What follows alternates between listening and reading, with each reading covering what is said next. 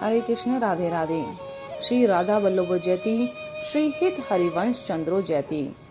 करुणा निधि अरु कृपा निधि, श्री हरिवंश उदार, वृंदावन रस कहन को प्रकट धरियो अवतार। प्रेम रस अवतार श्री हित हरिवंश चंद्र महाप्रभु भारतवर्ष के धर्माचार्यों की चिर प्राचीन परंपरा की एक अनुपम विभूति हैं। उन्हें श्री श्याम सुंदर की वंशिका अवतार माना जाता है। उनकी वाणी रचनाओं में वेणुनाथ जैसी मधुरता एवं मोहकता है। श्री हित महाप्रभु के पूर्वज देववन जिला सहारनपुर उत्तर प्रदेश के निवासी थे। उनके पिता श्री व्यास मिश्र गौड़ ब्राह्मण थे एवं उस क्षेत्र के प्रख्यात ज्योतिषी थे। उनकी माता का नाम तारा रानी था। तत्कालीन राजा ने श्री व्यास मिश्र को अपना दरबारी ज्योतिषी घोषित किया तथा 4000 की मनसबदारी देकर उन्हें सम्मानित किया था। श्री हरिवंश जी का प्राकट्य मथुरा के निकट बाद ग्राम में हुआ, जहां ब्रज भूमि की यात्रा करते हुए उनके माता पिता ठहरे हुए थे। इस ग्राम में वैशाख शुक्ल एकादशी विक्रम संवत 1559 में श्री तारा रानी के गर्भ से श्री हित हरिवंश चंद्र महाप्रभु का प्रादुर्भाव हुआ। बाद ग्राम में ही श्री हित प्रभु का नामकरण संस्कार हुआ। कुछ माह ब्रज के दिव्य लीला स्थलों का दर्शन कर श्री व्यास मिश्र सपरिवार देववन लौट गए। श्री हरिवंश जी शैशव अवस्था में ही श्री राधा नाम सुनकर आनंद से किला कुटते थे। उनके बाल्यकाल के अलौकिक घटना प्रसंग हैं, जिन्हें देखकर देववन निवासी उनके प्रति गहन निष्ठा रखने लगे। 7 वर्ष की अवस्था में उनका यज्ञोपवीत संस्कार संपन्न हुआ। इस अवधि में एक दिन उन्हें नित्य निकुंजेश्वरी श्री राधा से मंत्र दीक्षा प्राप्त हुई। इसके साथ ही एक नवीन गुरु मार्ग का प्रारंभ हुआ, जिसका उल्लेख आगे चलकर स्वयं श्री हरिवंश जी ने अपने एक स्वलिखित पद में किया है। कालांतर में ये गुरु मार्ग ही अपने व्रत स्वरूप में श्री राधा वल्लभ संप्रदाय कहलाया। श्री राधा चरणों की प्रधानता वाली रसो उपासना इस संप्रदाय की सर्वथा मौलिक विशेषता है। अपने आराध्य श्री राधा के निर्देश से ही श्री हरिवंश जी ने अपने पिता के बगीचे में स्थित कुएं में से श्री कृष्ण के एक परम मनोहर द्विभुज विग्रह स्वरूप को प्रकट किया और ठाकुर श्री नवरंगी लाल के नाम से उन्हें नव निर्मित मंदिर में विधिवत विराजमान किया। श्री ठाकुर जी के वाम पार्श्व में उन्होंने श्री राधा जी की गादी स्थापित की। देववन निवास काल में ही श्री हरिवंश जी ने संस्कृत एवं ब्रज भाषा में अपनी वाणी रचना का आरंभ कर दिया था। उनके प्रेम भक्ति में जीवन सदुपदेश एवं सरस वाणी रचनाओं से आकृष्ट होकर अनेक प्रेम पिपासु जन उनके अनुयायी हो गए। इस प्रकार श्री राधा चरण प्रधान नित्य निकुंज उपासना का प्रचार प्रसार होने लगा। यथा समय श्री रुक्मणी नामक सुलक्षण कन्या के साथ श्री हरिवंश जी का पाणी ग्रहण संस्कार संपन्न हुआ। ठाकुर श्री नवरंगी लाल जी की सेवा एवं भक्ति प्रचार में ही श्री हित जी का समय व्यतीत होता था। इसी बीच व्यास मिश्र जी का परलोक गमन हो गया। पृथ्वीपति ने श्री हरिवंश जी को पिता का स्थान देना चाहा, किंतु उन्होंने इस सांसारिक प्रवृत्ति को स्वीकार नहीं किया, क्योंकि उनका आविर्भाव तो नित्य विहार उपासना को प्रकट करने के लिए हुआ था। देववन में श्री हरिवंश जी के 3 पुत्र एवं 1 पुत्री हुई। पुत्रों के नाम क्रमशः श्री वनचंद्र, श्री कृष्णचंद्र एवं श्री गोपीनाथ तथा कन्या का नाम साहिबदे था। श्री हित जी ने यथा समय चारों का विवाह कर दिया। 32 वर्ष की आयु में ही श्री हरिवंश जी को स्वामी श्री राधा से वृंदावन वास एवं रसो उपासना के प्रचार की आज्ञा प्राप्त हुई। आज्ञा मिलते ही वे अविलंब श्री वृंदावन के लिए अकेले ही चल पड़े। पद यात्रा करते हुए वे देववन से कुछ मील दूर चिरथावल नामक ग्राम में आए और संध्या काल हो जाने से वहीं रुक गए। रात्रि में उन्हें श्री राधा जी से पुनः एक आज्ञा प्राप्त हुई, जिसका उल्लेख श्री हरिवंश महाप्रभु का सर्वप्रथम चरित्र लिखने वाले उत्तम दास जी ने इस प्रकार किया है। चिरथावल में द्विभुज संपन्न प्रेम भक्ति जुत महा अनन्य दवे कन्या सो तुमको दे हैं, अपनो भाग्य मानी वह ले हैं। तिनको पाड़ी ग्रहण जो कीजियो, भक्ति सहायक ही मानी लीजियो। तिही ठाम और एक मम रूप, द्विज ले मिले हैं परम अनूप। ताको ले वृंदावन जे हो, सेवन करी सबको सुख दे हो। अर्थात इस चिरथावल ग्राम में प्रेम भक्ति संपन्न एक ब्राह्मण निवास करते हैं।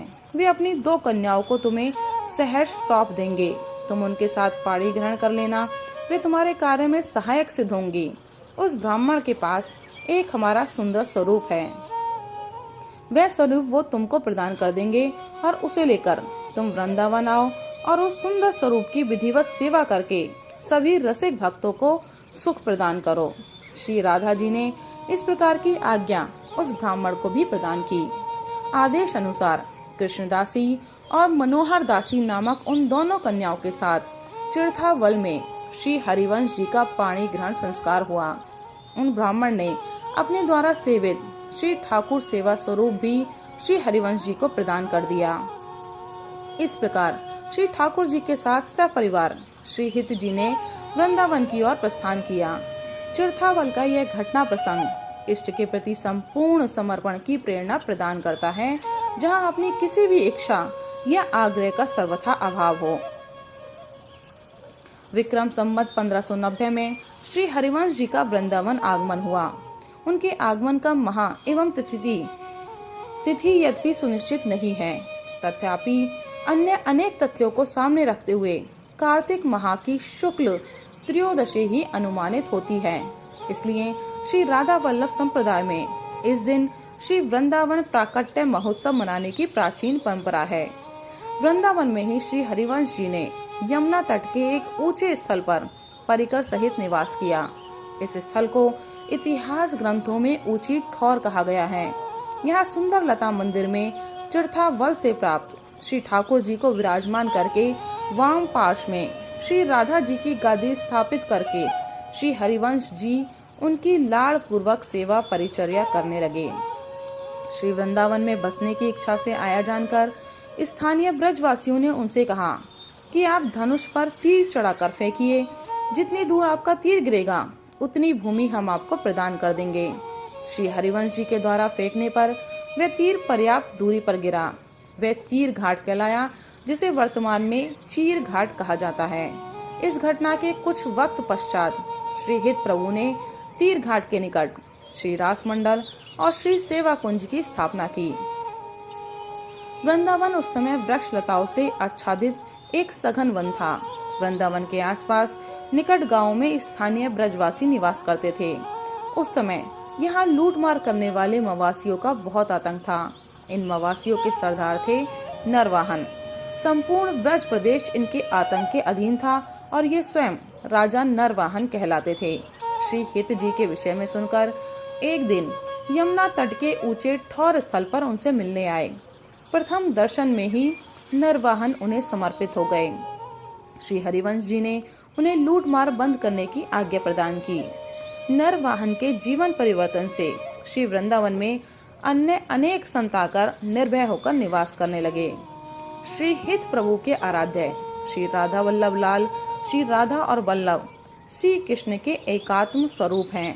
वृंदावन आगमन के 1 वर्ष पश्चात श्री हरिवंश जी ने विक्रम संवत 1591 में धूमधाम से उनका पाठ महोत्सव किया तथा 5 आरती एवं 7 भोग वाली सेवा पद्धति स्थापित की। श्री राधा वल्लभ जी के वाम पार्श्व में विराजमान गादी सेवा की प्रथा श्री हरिवंश जी द्वारा प्रारंभ हुई। श्री राधा ही उनके गुरु हैं और प्राचीन भारतीय धर्म संस्कृति में गुरु गादी स्थापित करने का चिर प्रचलन है।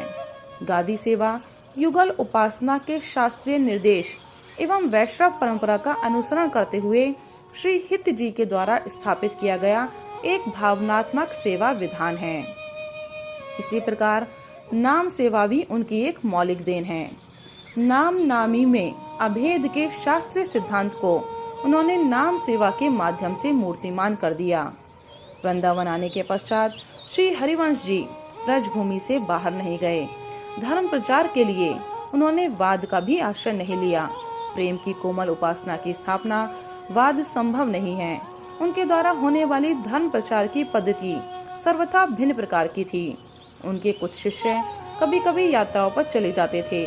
उनसे श्री हरिवंश जी की मधुर रचनाओं को तथा प्रेम धर्म को सुनकर कई पिपासु जन वृंदावन खींचे चले आते थे। ऐसे ही एक प्रसंग में श्री हित जी के शिष्य नवलदास जी से एक पद सुनकर ओरछा के राजगुरु श्री हरिराम व्यास जी सब कुछ त्याग कर वृंदावन आ गए तथा श्री हरिवंश जी का सिद्धांत ग्रहण कर रसोपासना में निमग्न हो गए। इसी प्रकार पूरन दास जी से हरिवंश जी द्वारा प्रकटित प्रेम धर्म का परिचय पाकर सुदूर ठट्ठा सिंधु प्रांत के राजा परमानंद जी वृंदावन आ गए। आगे चलकर इन्हीं परमानंद जी से रसो उपासना सुनकर प्रबोधानंद जी श्री हित जी की शरण में आ गए। श्री हरिवंश महाप्रभु का प्रेम धर्म इसी रीति से प्रचारित हुआ। इतिहास ग्रंथों में श्री हित प्रभु के लगभग 45 शिष्यों के नाम प्राप्त होते हैं। इनमें विट्ठल दास जी, नाहरमल जी आदि अनेक शिष्य देववन के भी हैं। उनके शिष्यों में श्री दामोदर दास सेवक जी का अनुपम स्थान है। वे गढ़ा जबलपुर निवासी थे। भ्रमण करते हुए वहां पहुंची रसिक मंडली से श्री हरिवंश वाणी के कतिपय अंश सुनकर सेवक जी प्राणपन से श्री हित जी को समर्पित हो गए। श्री हित धर्म को जानने के लिए सेवक वाणी का अध्ययन अनिवार्य माना गया है। श्री हित हरिवंश महाप्रभु ने वृंदावन में मानसरोवर, सेवा कुंज, रास मंडल आदि अनेक दिव्य लीला स्थलियों को प्रकट किया। रास मंडल पर उन्होंने कार्तिक वदी द्वितीया के दिन प्रकट रास लीला अनुकरण का सर्वप्रथम प्रारंभ किया। इस तिथि में श्री राधा वल्लभ जी के मंदिर में द्वितीय शरद रासोत्सव मनाने की परंपरा है। श्री हरिवंश जी ने अपने प्रेम रस सिद्धांत को वाणी रचनाओं में स्पष्ट किया है। संस्कृत में श्री राधा सुधा निधि जी एवं यमुनाष्टक एवं ब्रज भाषा में श्री हित चतुरासी जी स्फुटवाणी तथा श्री मुखपत्री उनकी वाणी रचनाएं हैं। श्री हरिवंश महाप्रभु के 4 पुत्र व 1 पुत्री थी। उनके 3 पुत्र व पुत्री का जन्म देववन में तथा चतुर्थ पुत्र श्री मोहन चंद्र जी का जन्म विक्रम संवत 1598 में वृंदावन में हुआ। मोहन चंद्र जी की माता का नाम कृष्णदासी जी था। नित्य विहार रस उपासना के द्वारा जगत का मंगल करने के लिए अवतीर्ण वंशी स्वरूप श्री हित हरिवंश चंद्र महाप्रभु ने विक्रम संवत 1609 में श्री श्यामा श्याम के नित्य निकुंज महल में प्रवेश किया। श्री राधा वल्लभीय सिद्धांत में उन्हें परात्पर प्रेम तत्व का मूर्त रूप माना जाता है। उनका प्रकट और अप्रकट होना लोक दृष्टि से कहा जाता है। वस्तुतः वे नित्योदित पूर्ण चंद्र के समान सदा प्रकाशित हैं। श्री हरिवंश जी के पश्चात उनके ज्येष्ठ पुत्र श्री वनचंद्र गोस्वामी जी को श्री राधा वल्लभ जी का सेवाधिकार प्राप्त हुआ। उनकी आज्ञा से अब्दुल रहीम खान खाना के दीवान सुंदरदास जी ने श्री राधा वल्लभ जी का भव्य मंदिर 1584 में निर्माण कराया। इस मंदिर में श्री जी लगभग 90 वर्षों तक विराजमान रहे। इसके पश्चात औरंगजेब की मंदिरों को तोड़ने की नीति के चलते श्री राधा वल्लभ जी कामवन जिला भरतपुर चले गए। वहां लगभग 110 वर्षों तक विराजमान रहे। मलेच्छों के उपद्रव के शांत होने के उपरांत पुनः वृंदावन आए। वृंदावन में लल्लू भाई गुजराती द्वारा नवनिर्मित मंदिर में ईसा 1785 में श्रीजी विराजित हुए। वर्तमान में इसी मंदिर में हम उनका दर्शन लाभ प्राप्त करते हैं। श्री वनचंद्र गोस्वामी का सेवाकाल लगभग 55 वर्षों तक रहा। उनके पश्चात उनके ज्येष्ठ पुत्र श्री सुंदरवर जी को सेवाधिकार प्राप्त हुआ और सुंदरवर जी के पश्चात उनके पुत्र श्री दामोदर जी को। दामोदर जी के 2 पुत्र थे, रासदास जी एवं विलासदास जी। श्री दामोदर जी के पश्चात उनके दोनों पुत्र तथा उनके वंशजों द्वारा श्री मंदिर की सेवा की जाने लगी। उन दोनों के वंशज ही रास वंश तथा विलास वंश कहलाए। तब से ही 6 महीने रास वंश और 6 महीने विलास वंश सेवा करते आ रहे हैं। आगे चलकर सन 1953 में रास वंश के तत्कालीन सेवा अधिकारी गोस्वामियों ने अपने सेवा काल में मंदिर सेवा प्रबंधन को सुचारू रूप से चलाने के लिए अपने शिष्य वैष्णवों की एक कमेटी नियुक्त कर और उसे अपना अधिकार एवं कर्तव्य सौंप दिए। तब से गुरुजनों के मार्गदर्शन में वैष्णव कमेटी रासवंश मंदिर के 6 माह की प्रबंधन की सेवा कर रही है। निकुंज उपासना, निकुंज रसोपासना और शुद्ध प्रेम सिद्धांत हेतु बसंत, होली, झूले, खिचड़ी, विवाह आदि उत्सवों से श्री राधा वल्लभ लाल को लाड़ लड़ाया जाता है। राधे राधे, हरे कृष्ण। श्री राधा वल्लभ जयती, श्री हित हरिवंश चंद्रो जयती।